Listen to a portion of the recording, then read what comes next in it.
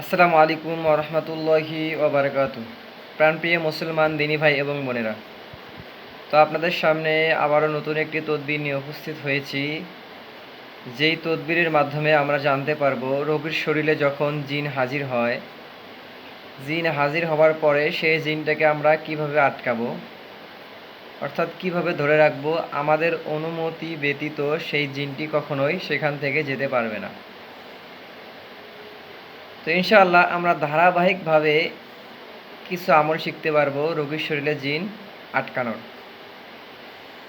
তো আজকে আমরা যেই আমলটি শিখবো সেটা হচ্ছে,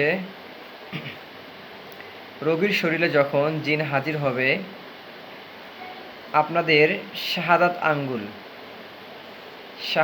আঙ্গুল রোগীর চতুর্দিকে ঘোরাতে হবে। অর্থাৎ ঘড়ির কাঁটা যেমন ভাবে ঘোরে, ঠিক ঘড়ির কাঁটা উল্টাভাবে আপনার শাহাদাত আঙ্গুল ঘোরাতে হবে। অর্থাৎ সংক্ষিপ্তভাবে বোঝানোর জন্য আমি আপনাদেরকে বলি, সেটা হচ্ছে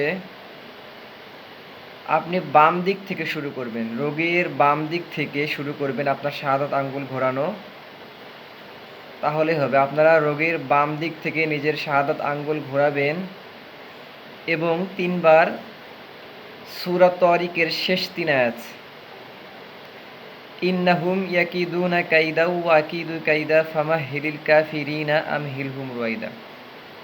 আপনারা এই আয়াত 3 বার পাঠ করবেন, 3টি দম রোগীর শরীরে দিবেন। আর আপনার শাহাদাত আঙ্গুল কিন্তু আপনি অবশ্যই ঘোরাতে থাকবেন এবং জিনকে বলবেন যে তোমাকে পবিত্র কুরআনুল কারীমের শক্তিতে আল্লাহ তাআলার দয়ায় আটকানো হলো।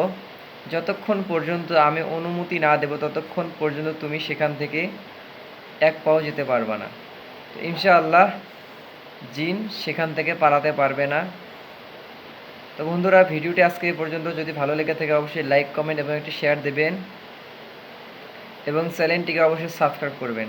আসসালামু আলাইকুম ওয়া রাহমাতুল্লাহ।